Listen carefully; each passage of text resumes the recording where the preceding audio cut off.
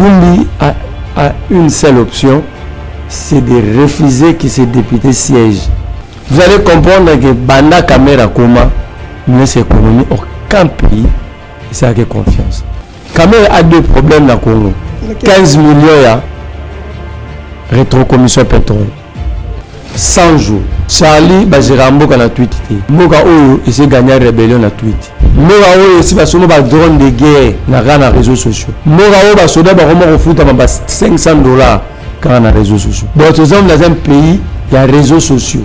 Parce que on part pour un Congo retrouvé. Ça dit, et même ils sont conscients que pendant 5 ans, on peut le Congo ne s'est pas retrouvé. Bango va se retrouver, tout le Congo s'est retrouvé. Non, Bango va se retrouver chaque fois. Ah, okay. C'est le pays qui ne s'était pas retrouvé. Parce que Bango a dit Congo retrouvé. Est-ce que Kamere a détourné le sous-soutien?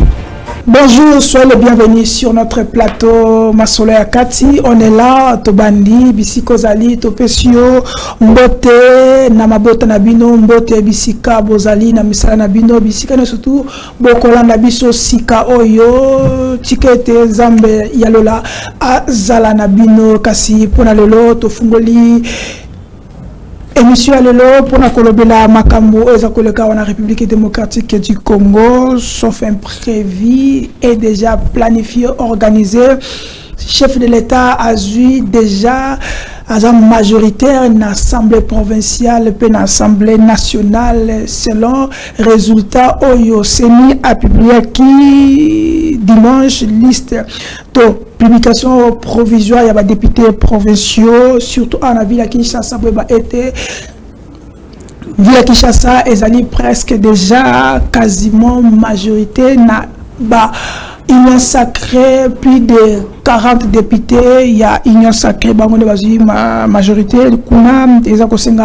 plus que 4 députés, il y a chef coutumier pour 48, 4 regroupement, il y a Sika Malelo, pacte pour un Congo retrouvé, nouvelle dynamique, il y a Kosangisa regroupement ebele ezali na kati na kuna MLC et INC plutôt CDR ya Jean Lycée Mboussa regroupement na kati regroupement na bato bazokomona déjà 500 plus de 150 députés bato belebi bangonde bafo bazoa Premier ministre Kassi babina regroupement na batiki porte pour le pona koyamba bato mususu mais batebele ba tuni question pourquoi kakanakati ya regroupement moko ya union sacrée ba créer sous regroupement mususu est-ce que ezali départageant to ezako kesana na bisna na ba condition na bizali na ba loi to ndenge nini to koninga to tuna mboka azana biso kasi batebele bazako tuna IDPS na ba mosaïque nango est-ce que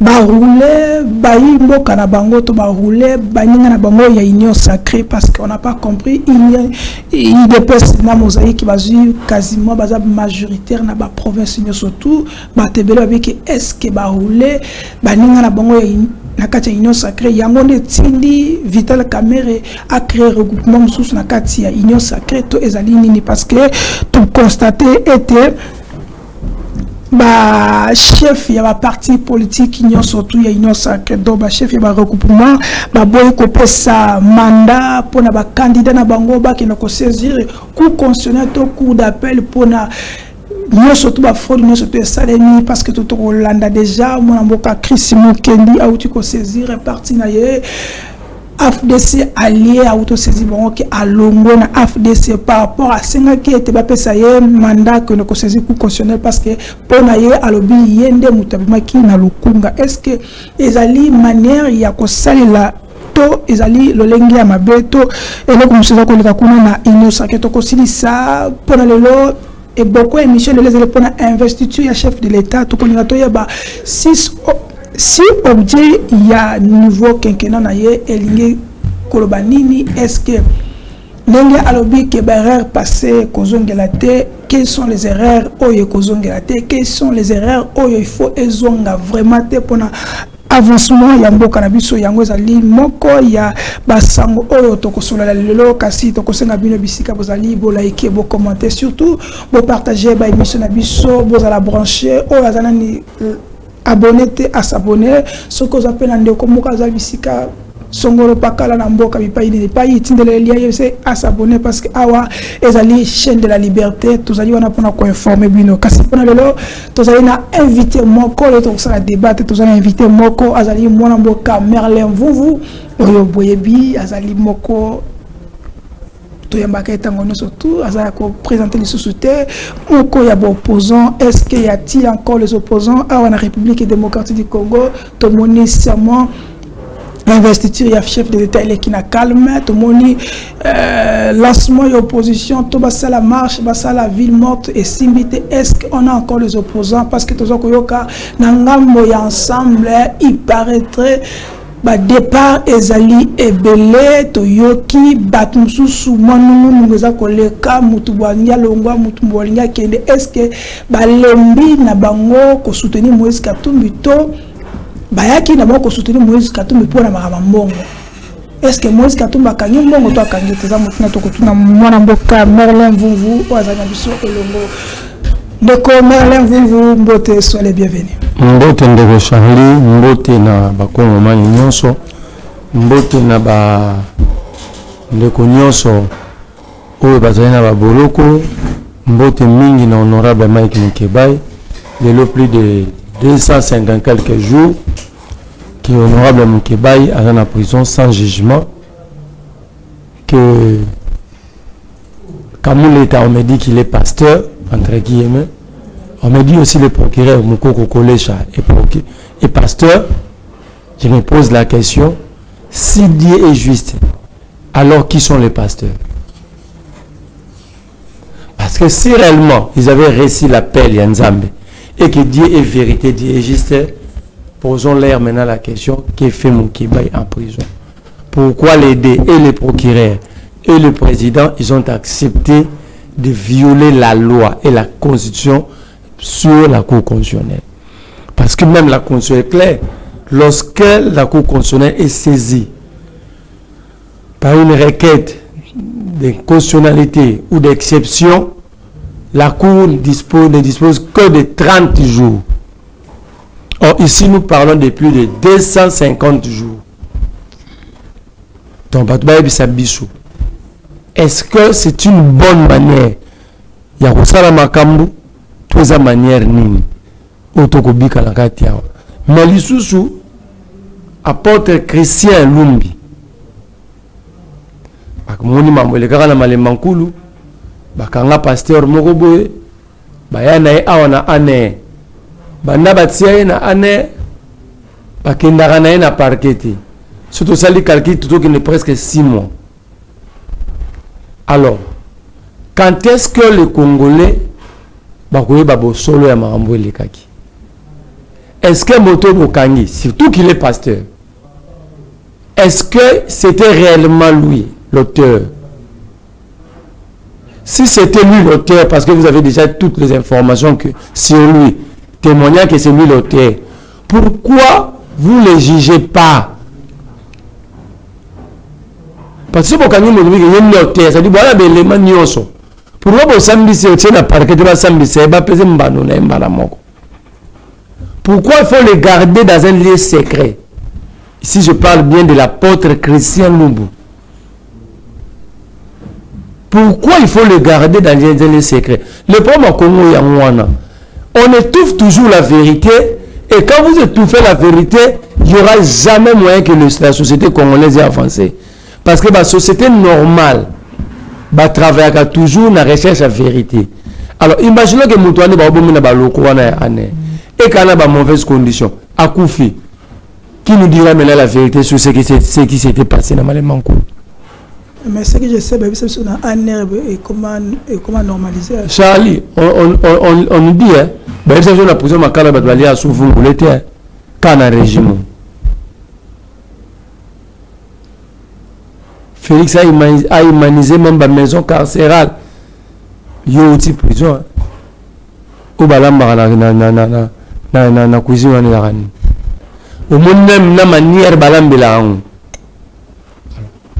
Faut pas fier plutôt nani. Jimmy qui te gabimande na ane. A combien ko suba makilati. Momo Molo pour la PPRD a demandé à Aner, comment c'est ce que vous appelez l'humanisme. Donc, nous ne demandons pas la libération de l'apôtre Christian Lumbu, mais nous voulons qu'il soit jugé pour que la vérité éclate. Okay. Nous demandons à l'AG de l'ANR de prendre, et le conseil spécial du président, le professeur que je respecte beaucoup, Bazoua Moutoyo, va passer la disposition à parquet. Pour qu'il soit jugé, pour que ça ait que l'homme est là qui n'a le droit à un koufi, on voit, tout va sous vérité, les gars qui réellement n'a mal cool. Parce que c'est l'homme à service de Zaïe. Mais on constate que le service de Kangaï, on est dans une forme de préparation au travail Moutou ya Moutou. On doit le laisser, le présenter devant le parquet, sans pression, qui disent à la population congolaise ce qui s'était passé réellement. Lui, il avait quelle information, il était qui, il avait joué quel rôle. Plus Mozo Bombaye, vous permettez à ses complices de fuir, si réellement il était là.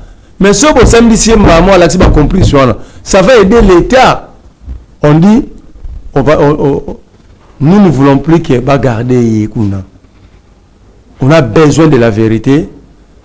Batikaye à Samba devant la cour des tribunaux. Ok. Première actualité. Un groupement de sécurité Kobimalelo. C'est un lancement officiel. Un pacte pour un Congo retrouvé. Nakasi wana motomoni INC Vital Kamere tomoni ya Jean-Lucien Mboussa bate ba Zak presque 4 abike porte za kufungama même tuna liboso ezali bate belé baza komituna comment moko ya union sacrée na kati ya union sacrée ba créer susu union sacrée bis ezana moboko nini selon bato babike il paraît bazoluka ke bazwa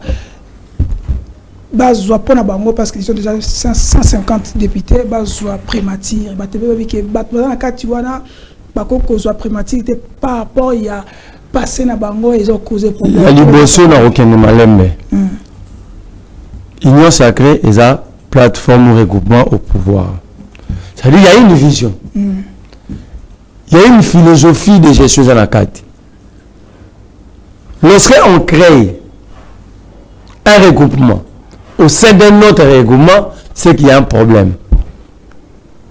Si pas problème, il y a vision, il y a un problème de confiance. Ou il y a un jeu d'intérêt qui se joue au détriment de la République. Parce que si Tshisekedi voulait nommer Kamere, Kamere n'a pas besoin de créer l'Union Sacrée bis, parce que moi je qualifie ça de l'Union Sacrée bis. Ok. De l'Union Sacrée au sein de l'Union Sacrée.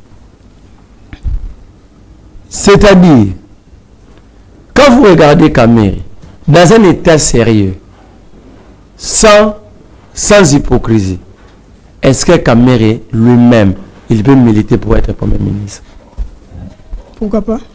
Mais, oui, pourquoi Kamere a comme Massangu, parce que l'image que les gens retiennent de Kamere, c'est que c'est un détourné. Ok. Vous allez continuer. Derek nous fait signe qu'il y a les images des alliés. Toyo Kamabalobi. Pour tous on peut commenter comme il faut. Suivant cet élément, nous allons revenir après. Allons-y. Et la force de son action. Une majorité cohérente par son attachement aux valeurs prônées par les chefs de l'État et portées par notre grande famille politique. Je tiens ici à remercier mes pairs, responsables des regroupements des partis politiques qui, par leur sens élevé de patriotisme et d'hommes d'État, ont su faire preuve de dépassement de soi en privilégiant l'intérêt supérieur de la nation pour rendre possible la mise en place de cette alliance, pacte pour un Congo retrouvé paisseur en cible. À mes collègues Tony Kankou Chiko, Julien Paluku Kaondi, Jean-Lycée Boussa Tonga, je dis sincèrement merci du fond du cœur. Merci pour la confiance que nous nous faisons mutuellement, sans laquelle cette alliance n'aurait pu voir le jour. Alliance qui vient de naître et qui va grandir, car la porte reste ouverte à celles et ceux qui désireraient se joindre à nous pour accompagner le président de la République. Ma gratitude s'adresse aussi à tous les députés nationaux et provinciaux, élus de nos différents regroupements et partis politiques, car ils ont été la véritable cheville ouvrière de l'alliance politique que nous constituons ce jour. Je ne saurais terminer ce mot sans affirmer haut et fort que la coalition que nous formons aujourd'hui est une grande contribution au renforcement de la cohésion au sein de notre grande famille politique, l'Union sacrée pour la nation. Que vive notre alliance, que vive le président de la République, Félix Antoine Tshisekedi, que vive le peuple congolais, que vive la République démocratique du Congo, que Dieu bénisse la République démocratique du Congo et son peuple. Je vous remercie.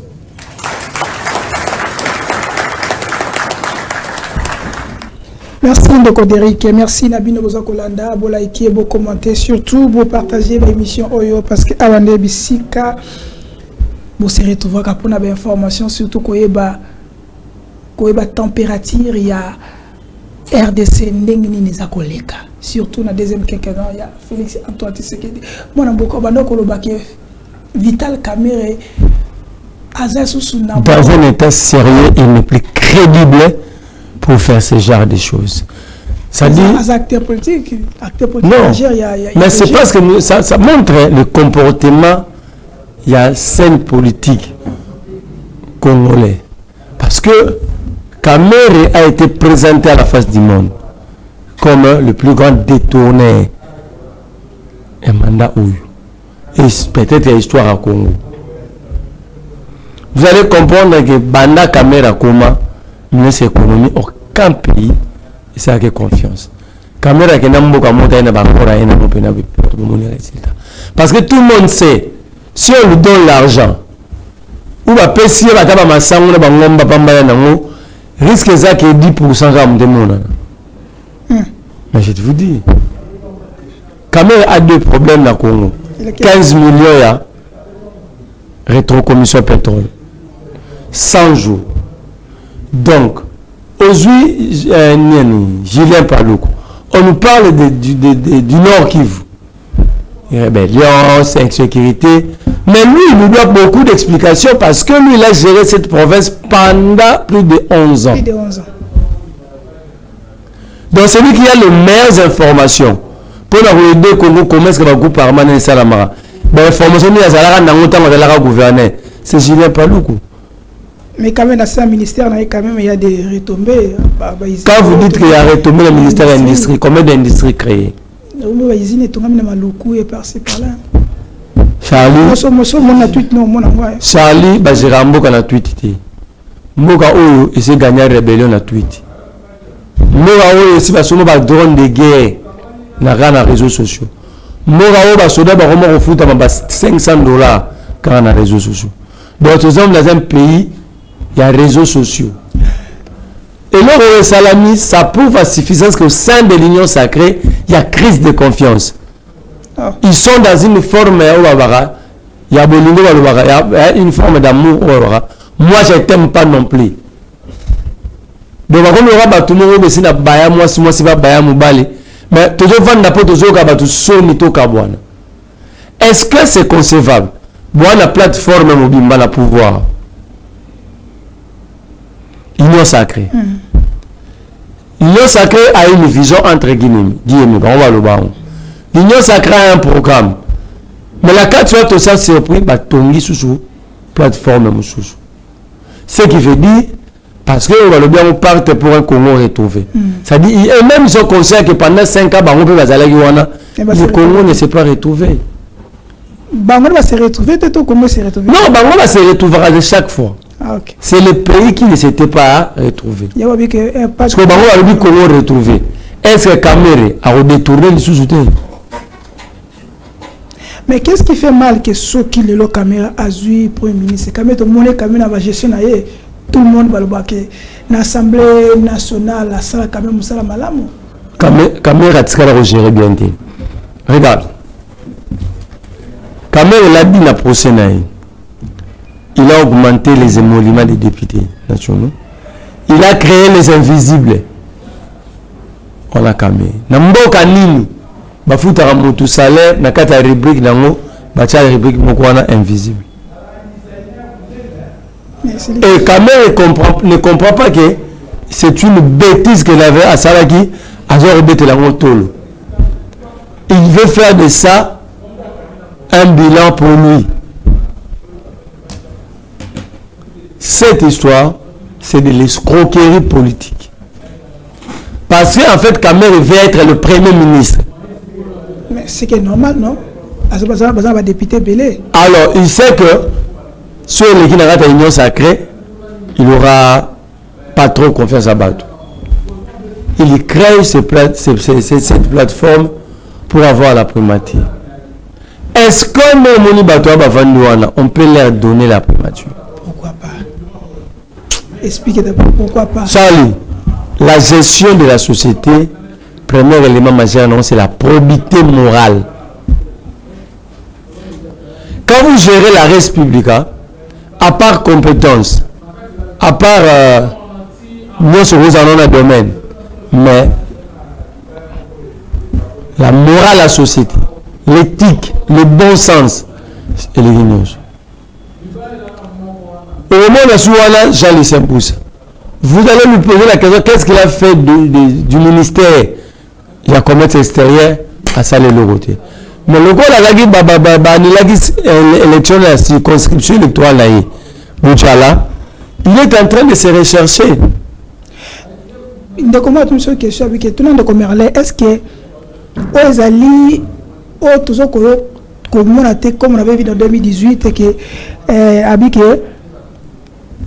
on a encore des choses depuis 2018 quand Bat Lukobo à Santaki qui a se retrouvé, c'est pour cela à créer qui peut moi me contenter dans FCC. Est-ce qu'ils allaient par rapport à l'IDP, ça la majorité, respecter qui accord il y a 2018, cette fois-ci, voulait maintenant s'imposer. Il y a un mot, ça dit recoupement pour alors, c'est conscient que l'union sacrée est assise sur rien. Parce que la base, l'union sacrée Vandeli, au moment où on a discuté à l'intérieur. Ils n'ont pas discuté de cela à l'intérieur parce que personne n'a confiance à personne. Et ils savent que tu sais qu'il n'a pas des idées claires. Tu sais qu'il souffre du manque de leadership visionnaire. Alors Kamere veut créer ce leadership. Or, lui-même n'est pas propre pour créer ce leadership. Et malheur, c'est que ce leadership, ils ont battu autour là-bas. Papa n'a pas c'est comme si c'était l'anniversaire de l'enfant de nos cadres de la bateau de Sbazakiwal. Nous doit travailler avec un organisme. La promptitude du monde ambassade. Ils font des choses proprement avec exactitude. Kamere, Nelo Asalio, Kamere ne comprend pas ce qu'il fait. Est-ce que c'est possible que Kamere Bazoua primature? Parce que l'IDP, c'est d'abord mosaïque qui n'est soit sangane comme plus de 300. Mais comment est-ce que tu sais qu'il dit à repérer sa Kamere primature? Parce que Kamere a repris sa primature rien que par son passé récent. Mais il avait dit la personne qui a sous impulsion chef de l'État. Mais oui. C'est ça. Mais premièrement, le chef pour se laver, il ne peut pas nommer Kamere. Ah, ok. Pour se laver. Parce que cette histoire est très choc Congolais. Donc, ça démontre l'inorganisation de l'Union sacrée, ça démontre l'amateurisme au niveau de l'Union sacrée, ça démontre qu'ils ne sont pas coordonnés, c'est chacun pour soi. Pour terminer ce dossier, est-ce que Nande Tomoni Boye, et ça n'a avenir et le Koyo, l'Union sacrée, on constate déjà que l'Union sacrée, déjà il faut attendre que la fille Siré Salem. Et déjà ça n'a avenir, l'Union sacrée n'en parlons même pas. Parce que là, c'est si on a la frustration. Ils se sont rendus compte que les balous ba power. Banani. Les balous ba power, ne na oyo ka kino ba oloba. D'autres ba tout power apparemment na Congo peut ba dozo bisanga ke to comprendre balou ba power. Quand même sachant que le qu'on est côté, il va rien gagner, il se rallie aux autres parce que se rallier na banane. Sauf se rallier na Mboussa Nyamousi. Tu n'as rien foutu. Parce que Mboussa Nyamousi lui-même, c'est un chef rebelle. So, na prise ba profil à Moussou. Bon, il y a un grand problème dans la Union sacrée. Pour pas régler le problème, ils doivent d'abord définir la vision du chef de l'État et donner certains, si tu veux parents, certains enfants à l'autorité de la régulation. Le bilan beaucoup tani, le bilan va s'arrêter à beaucoup, ok. Parce que au Cameroun, ça la wana. Ils ont mené mon bateau va s'arrêter qui ça beaucoup. Comment on l'a malé? Mais on a mis le boluki beaucoup tani, mais ça vient bateau va s'arrêter qui ça beaucoup ok. Et va ça là. Parce que je ne peux même pas bateau qui ça beaucoup. Bon le bateau va banzeta beaucoup va fait. Ada tegeli sur les simbitote. C'est ça le Vital Kamerhe. Pour Vital Kamerhe, tout ce qu'il a fait, il considère que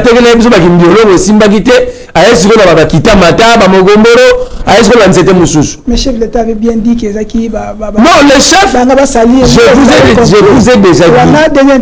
vous ai déjà dit, le chef ne vole pas. Mais on vole pour le chef. Et le chef protège ses voleurs de peur que dans le procès que son nom soit cité. C'est ça le jeu. Parce que le chef a eu chef a géré Rambonoté, chef a géré le département. Mais lorsque vous avez dit 15 millions de dollars, avec peut-être chef 5 millions, le chef prend sans dire quelque chose, sans vérifier la provenance de cet argent. Bakani Moutouana, chef à lobby, le chef insulte même l'appareil judiciaire. À lobby, tant que sa caméra, en fait, il a accusé le FCC de vouloir nuire à Vital Kamerhe. J'ai mené mes enquêtes en parallèle. Donc, en fait, cela veut dire quoi? Tu sais que c'est la justice. C'est la magistrature. Non, quand on dit magistrat suprême, cela ne donne pas droit au président d'interférer ou de se mixer dans l'affaire à justice.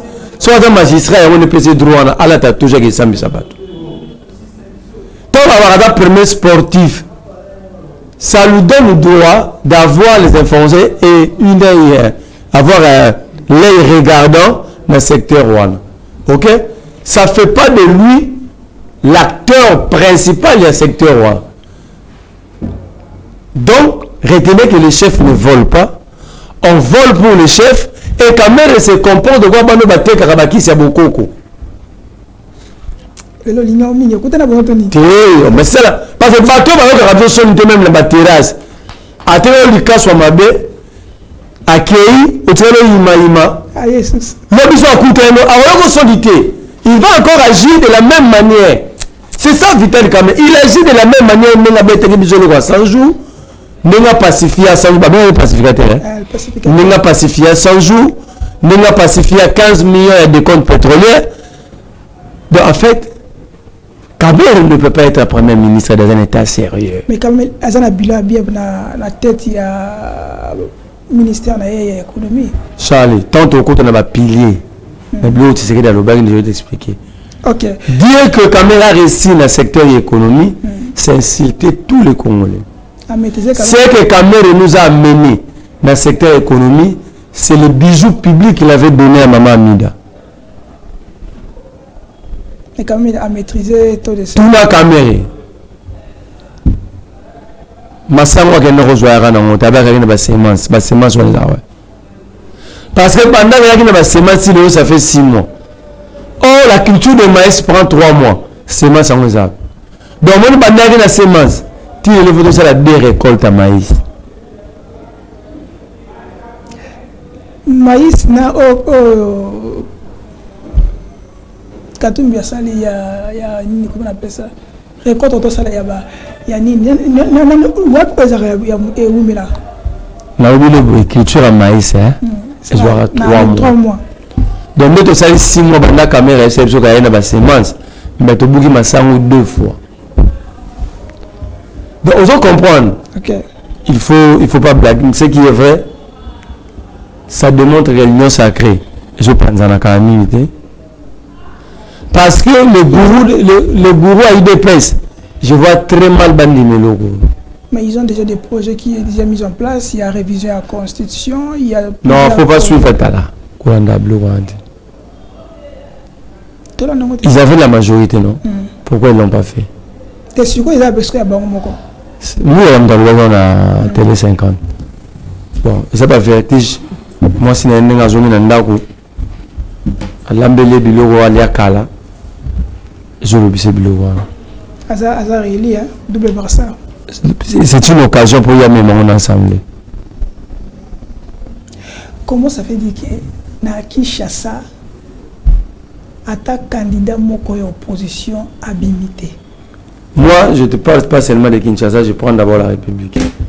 Les élections au Congo sont d'abord sociologiques et ethniques. Vous allez remarquer, sociologiquement, les Kassaïens ne peuvent pas se faire élire dans le Congo central, dans l'Équateur. Mais cette fois-ci, il y a 48 sièges dans l'Équateur. 10 Kassaïens va vivre. Il y a 30 sièges dans le Congo central. 10 Kassaïens, 15 Kassaïens va vivre. Mais pourquoi la tribu Moussoussou Batouana Moussou va se faire élire dans la province de la Kassaïenne? Ça démontre alors si Moussou va porter la Kassaïté, ça démontre le caractère tribal de la Kassaïenne. Ce sont nos frères et nous aimons beaucoup. Il y a des choses qu'il faut changer et nous ne pouvons que les dire. Ville à Kinshasa. Ville à Kinshasa. Ils ont répété bastion, il y a opposition. Bastion opposition si les élections étaient organisées. Est-ce qu'il y a eu les élections au Congo? On a vu chef d'État qui vient d'être installé. Félix Tshisekedi n'est pas élu. Félix Tshisekedi a scellé élu au Bantou Benga qui Koulouna. Qui gangsta. Moi, personnellement, personne parmi Bantou Baza entre guillemets proclamé par Denise Okadimanto de la Fuente Bakoki Gosepe là. Parce que ce pouvoir, c'est le set législatif, il n'y aura aucun individu qui peut se prévaloir d'être légitime. Moi, je voulais d'abord expliquer d'abord la Dabiso assemblée, Zangi, opposition et cause à la gérée. En fait, ce n'est pas une assemblée. Automatiquement, ça va se transformer en un club d'amis. Pour les athées, ils vont s'asseoir dans l'obété de Massoula. C'est ça le problème. La ville à Kinshasa s'est répétée comme la ville de l'opposition. Ouais. La ville de Kinshasa,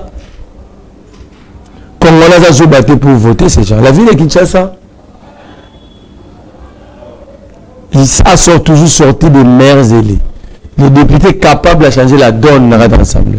Mais regarde la qualité de ce qu'il m'a donné aux députés d'Engagement ou à l'opposition.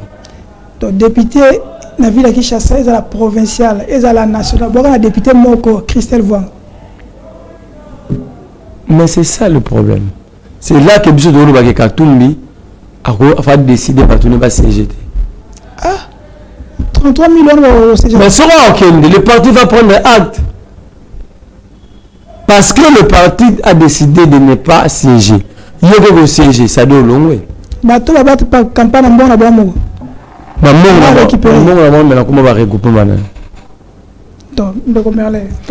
Il faut comprendre ça. Les députés là. Mais en politique, il faut prendre des décisions parfois qui vont faire mal, même à vous-même.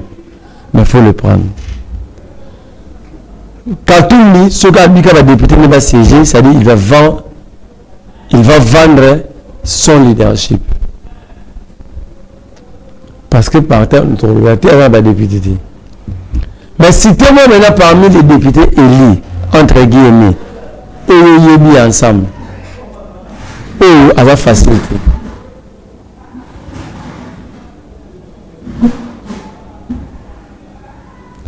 Donc, ils se sont organisés.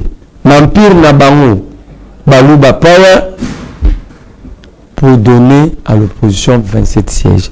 Si c'est 27 sièges, moi, nous qui ne croyons pas à Mouzitou, moi 3. Nous qui ne croyons pas à Christelle Vanga, moi 1. Moi, j'ai parlé avec un cas de l'ensemble. Il est même surpris d'avoir Christelle Vanga être réélu au nom de l'ensemble. Ah. Bon, mais c'est ça la faiblesse. Quand est-ce la dernière fois que vous avez vu Christelle Vanga défendre l'opposition, c'est quand? Non, vous ça veut dire ici, il y a un vrai problème. Il y a monnayage, il y a ma voix, monnayage, il y a ma siège. Katumbi a une seule option, c'est de refuser que ces députés siègent. Et puis vous allez voir que les choses vont avancer et le Congo gagnera. Donc, mon professeur dans l'université, ils sont dans le droit de se comporter aux leaders, comme des leaders. Sinon, ils risqueront de commettre l'irréparable. Et c'est là, peut-être que vous allez faire une carrière. De Comerlin, avant de passer ça dossier, on a tout le monde qui est sur mon bout, tant que Kinois, tant que Congolais, au Vandagabon à Kinshasa. Aux yeux honorables, Mike Mukebai, aux yeux Daniel Saf, aux yeux Madame Paulette Kimutu, aux yeux Jean-Jacques Mamba. Ah, Koulou Tumbo Talongo MLC. Talongo MLC.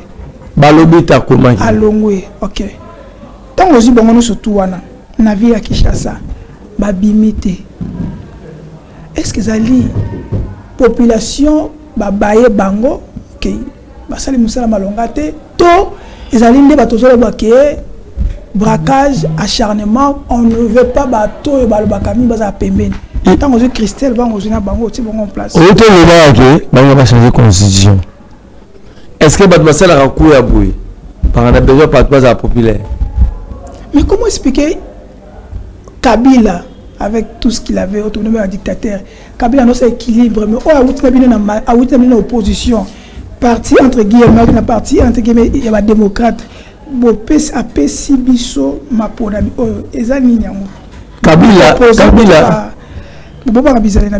Kabila est plus que Tshisekedi. Dans un côté homme d'État. Kabila est loin, dépasse de très loin Tshisekedi. Dans beaucoup de choses. Tu vois ces pays. Si on peut dire que Tshisekedi n'est pas Kabila, celui-là qui a un ton c'est l'émission. On n'allait pas faire cette émission parce que Kabila s'était surpassé. Je ne vois pas Tshisekedi faire ça. Mais la discours qui a fondé les portes en opposition. Il va se gérer que l'opposition est facile. Charlie, le second mandat est une conséquence directe. Ou c'est la continuité des fondamentaux posés au premier mandat. Parce que si on a le but du premier mandat, on a la posé à la bisoté. C'est quoi ça la posé à la bisoté opposition? Ok, nous disons bravo. Mais pour quelle fin? Quel est l'avenir de l'opposition Congo? L'opposition que vous êtes en train de chercher, tenez, première opposition, c'est le peuple, parce que ce sont eux qui subissent directement. Quel peuple, Ndeko Merlin? Ndeko Félix Antoine Tshisekedi, va proclamer peuple Bovandi, n'a pas d'opposition Bovandi. Bosali, soi-disant, soi-disant, complot Bosala qui na nini, na se passe, et l'équipe a bongo. Va prêter serment. Bosali, soi-disant, pour lancer marche, to news, et l'eau causate. Au moment qui balade de Salamé qui na stade de martyrs, le président va répondre. Mais ça veut dire que tout ce que vous organisez à l'Okuta, quelle population sont la légitimité. La légitimité au Congo est définie à l'article 5. La souveraineté nationale appartient au peuple. Tout pouvoir émane du peuple, qu'il exerce directement par voie de référendum ou des élections indépendantes, indirectement par ses représentants.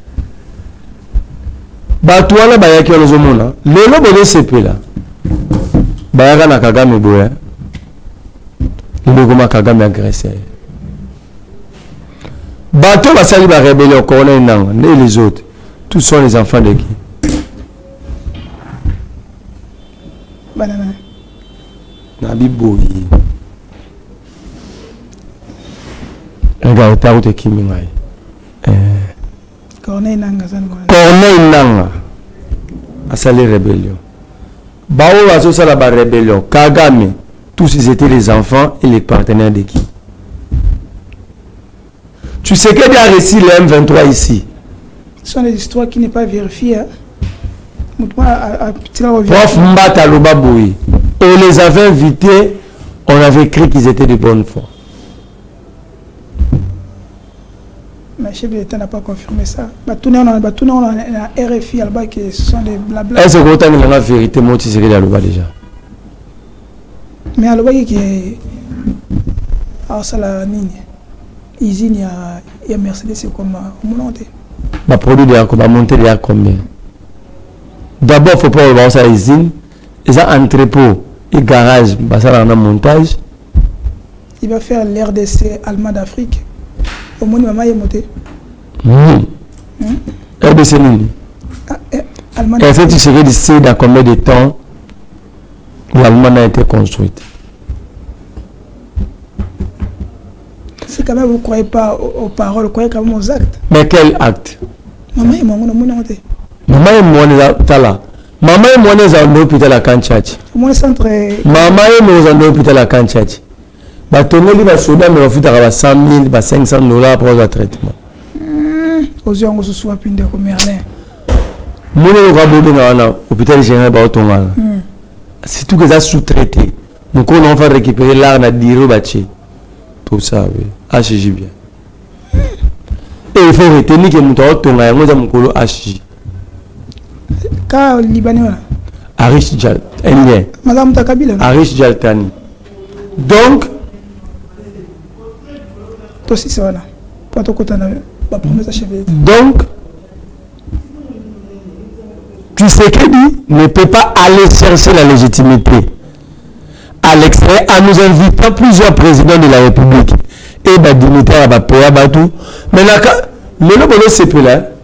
Mais le lobby, la communauté internationale est en train de comploter contre nous. Mais vous voilà, vous avez la légitimité après. L'international. Le BA parce que vous ne respectez rien. Ils vont vous tourner les dos.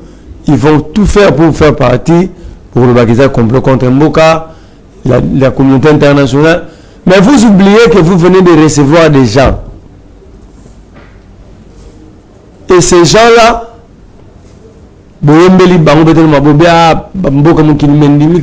président. Tout le monde a monté moteur de la président. Mais ne comme Merlin, tout le monde a na hôtel du fleuve vite parce que de konda et chimie a bien ça qui va gêner. Tout le monde a qu'on attend. Pourquoi qu'il y a une invitation?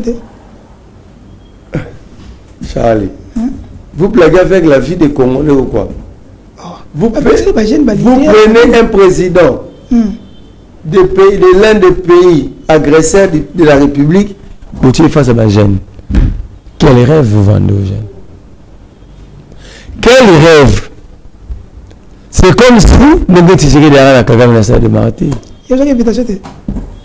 Attention, il y a une Ah, mais c'est que soit là, personne n'a une stratégie. Quelle stratégie?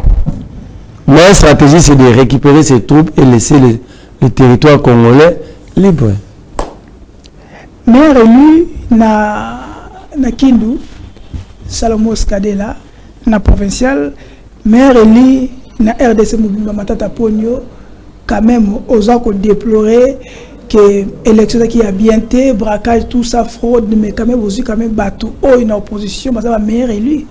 Mais quand même, tout le monde, tout va bien. De Charlie, l'élection de Salomon, c'est une réponse polie de la population de Maniema à ce régime de terrorisme. Ceux qui restent ici, ils sont maintenant dans l'obligation de libérer Salomon Kalonda. Pourquoi je l'ai dit? Jekoko a été élu en étant en prison et Kabila Bimiseke maman. Parce que Kabila n'a abonné bomba Jekoko parce que Jekoko avait reçu les suffrages de la population, la confiance. Comme peuple a décidé que ça guérit. Mais pourquoi Salomon est proclamé on le garde en prison? Il doit sortir, aller remercier ses électeurs.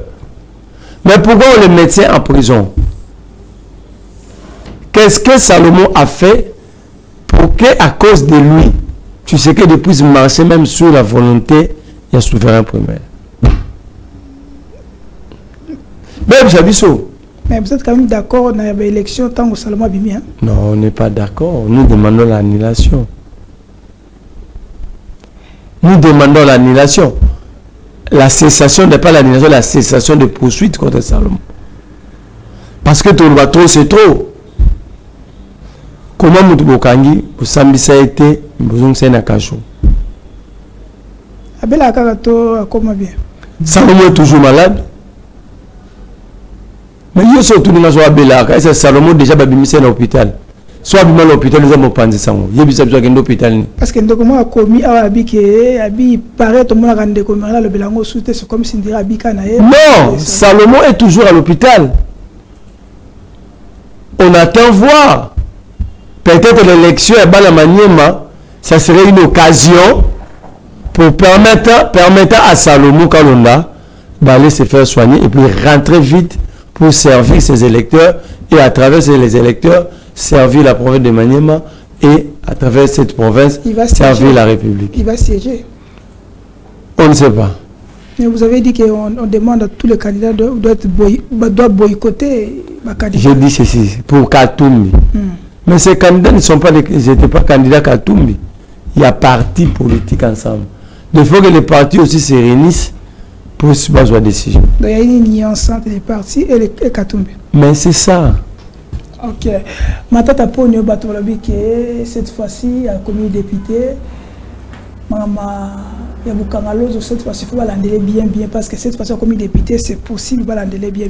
Est-ce que Maman Kangalozo va poursuivre Matata Pogno toute sa vie ou il y a d'abord, tant que aïe politique, à quoi se critique na justice, est-ce que Matata Pogno aïe bambou? Surtout nous connaissons le oui. Parce que c'est pénétrable aussi Matata. Deuxième chose, qui avait libéré Patrice Kitebi, le ministre des Finances? Troisième question,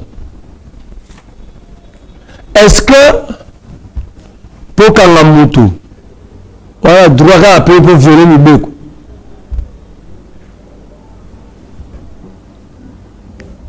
Donc pour la Kangamutu, il faut la violer Mibeko. Non. Matata, c'est le maire élu. Babina Baba, député exceptionnel. Matata, c'est un député exceptionnel. Est-ce que mon Abukangalozo papa? Mais mon Abukangalozo Bozoloba, Moutoua va l'accent au ministre des Finances, pour qu'on t'a INSA fait comme de blanchir. Nani? Patrice Kitebi. Il a été blanchi. Il est innocent. Il a tout démontré. Aloba bayoka qui est déjà justice yoka et Aïba n'a été, c'est ça. Il y a un problème. C'est Matata qui a un problème. Non. Dans le dossier, il y a 3 co-accusés. Matata, Gobler et Kitebe. Ok, on t'aime pas là parce que... Mais pourquoi Sikoyo seulement Matata? Et vous poursuivez Matata sans fondement. La preuve, il y a non fondement à Maramouana. 1. Matata, le 12 juillet 2021, c'est présent devant le procureur général de la Cour constitutionnelle. Après 8 heures d'audition, Matata Zouindao. Lobi na tongo. Le procureur signe un document na Boutou. Na tongo, Bayocha Matata na résidence surveillée. Lobi l'année, basali main levée na signation. Donc, Matata est victime d'acharnement politique. Comme aussi Vital Kamere. Non, Kamere n'était pas... Kamere, c'est le président qui l'a fait sortir. Matata souffre de l'acharnement contre sa personne. C'est impossible de vous en Charlie. Toi aussi, c'est parce que tu as promis ça chez l'État. C'est impossible que vous violez toutes les lois de la République pour poursuivre un individu. C'est impossible, la mononga va violer la loi nyonso, mais simplement pour et s'avantage na kamorobe. Le problème Matata pour les alaga parce que Matata boya au côté union sacrée. Mais ça bateau boya au côté union sacrée, ça libre, musique ça libre, bon au côté union sacrée. Quand je boya na la boyi mais ba bijoté yo boya tikala pour ça ça lobi. Mais musique pas boya ça libre. Musique tu sois boya. Il y a plein de personnes qui va boya ça libre. Musique tu la Costa Mutamba, faut pas les compter. Moi, je parle de l'opposition. Tu es opposant. Mouzitou, il ne faut pas les citer, il ne faut pas les compter. C'est bon. Donc, par exemple, on publie 477 députés entre guillemets, simplement 27 de l'opposition. C'est là la loi. Il y a l'Assemblée nationale pour avoir un regroupement dans l'Assemblée nationale. Il faut avoir, je crois, 364. C'est quoi? L'opposition, elle a 27. L'opposition, cette fois-ci, elle a un regroupement dans l'Assemblée nationale. Pour un groupe parlementaire. C'est ça que je veux dire. Donc l'opposition n'aura ni groupe parlementaire. Or, la vraie gestion, c'est la conférence des présidents. Que l'opposition n'a pas voté. Ok. Au moment que moi je côté mamouana exact parce que Batika va siéger. Nous allons rester comme des sentinelles. Dès qu'on on est presque à la fin. Animo chef de l'État PCC objectif naie pour na quinquennat naie. Alors les erreurs de passé ne vont plus se produire. Quelles sont les erreurs de passé que se non non le tu sais qu'il commet toujours ma faute. Il va créer l'emploi. Il dit il va créer, d'abord, il dit, il prend l'engagement de protéger le pouvoir d'achat. C'est normal, non? Est-ce qu'il y a le pouvoir d'achat? Il faut retenir que le Congo ici n'est pas un État pauvre, mais sous-pauvre. Le Congo bundarati lelo pour bakoma pas pauvre babola. Donc jusqu'à présent nous nous battons pour devenir des pauvres. Mais je vous dis, le Congo n'est pas un État pauvre, mais c'est un État sous-pauvre. Pourquoi? Babi que motomoko la mokila va pays pauvre faut dire à $3 par jour. Dans le pays émergent il faut $5 et dans le pays développé comme Ratina va 10. Mais comme on vivra à la moins de $1, tu vois que le CNI décidé dans le niveau mondial, toi là, c'est le bundarato comme à Babola. Et quand le président dit qu'il va stabiliser le pouvoir, protéger le pouvoir d'achat d'une manière générique, tout le citoyen a un pouvoir d'achat. Parce que même le cabine n'a pas son mango. Mais le pouvoir d'achat où l'État stabilise, au moment où il est lié à l'emploi, lorsque tu sais qu'il va protéger, un pouvoir d'achat qui existait déjà, ou il va créer. Parce que 95% des Congolais sont chômeurs. Qui est un travailleur, c'est celui qui est lié à un contrat du travail. Donc tu sais que tu peux aller, attends, tu peux être ça qui n'a brique pour aller à contrat d'emploi. Petite et moyenne entreprise. Non. Pour aller peut-être. Je vais expliquer. Tant que tu vas protéger le pouvoir d'achat, d'une manière générique, pouvoir d'achat, nous ne sommes pas. Mais la terme est en gouvernance. Le pouvoir d'achat dépend du niveau du revenu et du niveau de prix. L'évolution du pouvoir d'achat correspond donc à la différence entre l'évolution des revenus des ménages et l'évolution des prix. Si la hausse des revenus, si la hausse des revenus est supérieure à celle des prix, là on parle du pouvoir d'achat augmenté. Tu as des pouvoirs d'achat mati, il y a quand même des vivre bien. Mais le contraire, ça diminue. Or, ici, lorsqu'on fout tout 400 000 francs, c'est le salaire que tu serais décrit partout. Si on dit 400 000 francs, au bimi, on a tout, on va foutre la rabat. Au bimi, on a balabala. Ce n'est même pas $200. Donc, Moutouane PCA, il perd son pouvoir d'achat parce qu'il a refoutu la 3 chambres de salon, la salle de bain, la 4 côtés.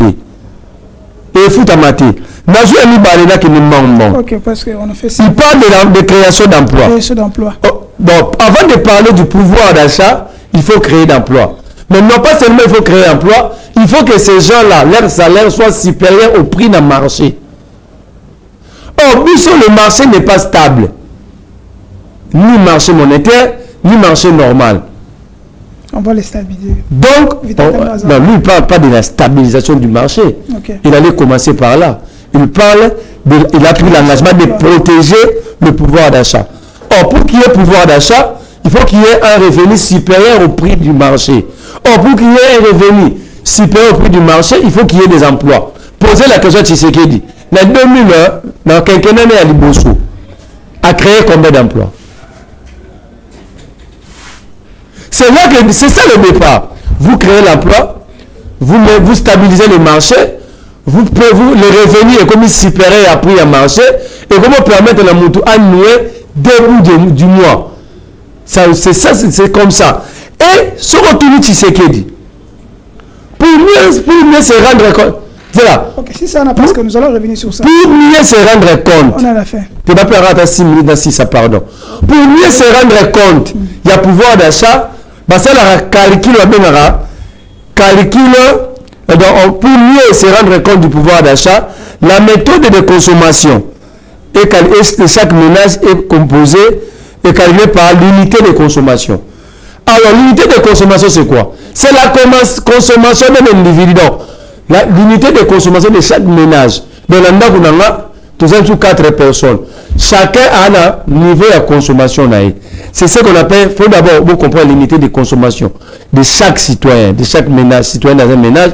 Or, tu sais qu'il essaie d'abord, on passe combien nous sommes au Congo. Alors, sur base, il y a calcul nini, il y a unité de consommation, il y a sali, alors bien on protéger le pouvoir d'achat. Alors, il joue. Nous avons parce qu'à côté de la détail, mais déjà, on a un générique. Il prend l'engagement d'assurer avec plus d'efficacité la sécurité pour tous.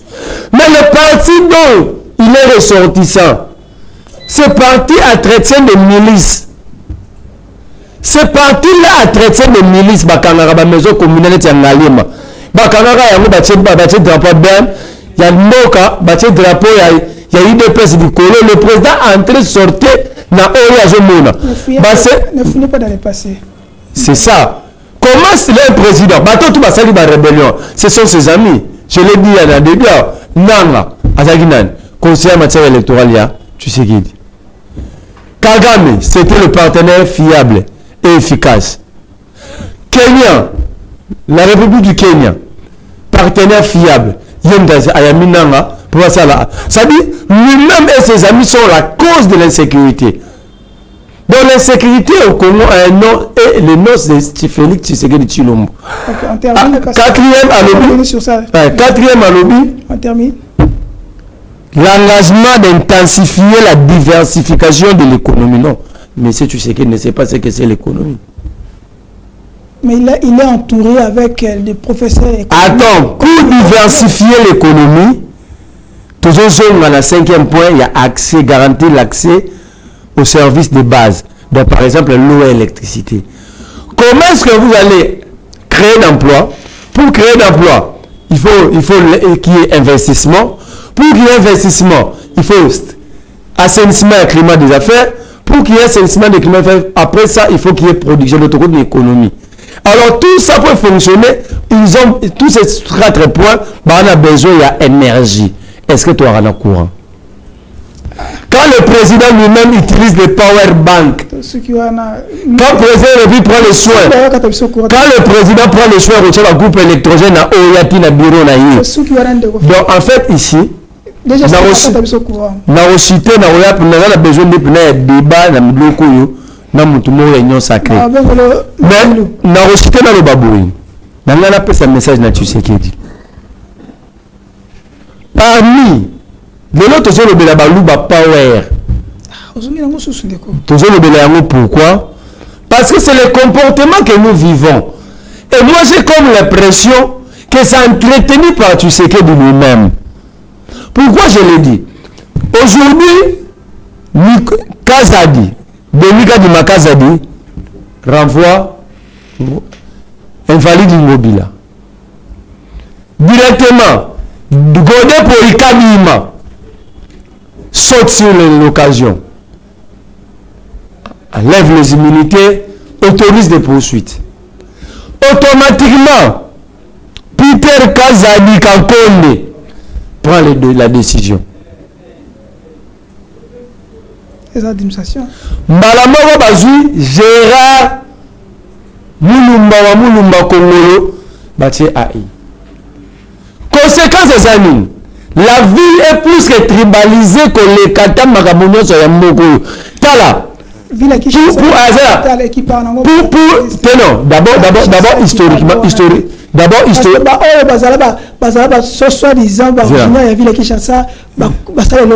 C'est là, on peut se répondre. Tala Sigo. Nouveau roulage, Moulouba. Nouveau roulage. J'ai cocoté. D'abord, à celle-ci, à quest la moussala mabé, à tout ici, dans la moto, à battre tout un jour dans la SANEF. Tu es dans la présidence assemblée provinciale. Tu es dans la présidence assemblée provinciale Moulouba. Godé pour parvenir à la commune député nationale, tu es en attendant à contentieux. Tu es dans la vice-présidence assemblée nationale Moulouba. Francis Chibalabala. Tu es dans la rapporteur assemblée en attendant que ma décision vanda. Espace Grand Kassai Junior de Malim. Nous sommes liés à 18 millions de dollars. Pour citer, 18 millions de dollars dans la banque. C'est pour le travail de finissage. Il y a Zandou. Et Ngomila Lobby a repris un euro batouté. Peter Gazadi, Gérard Jekoko, Godé Poi. Libi va jouer un décompte final.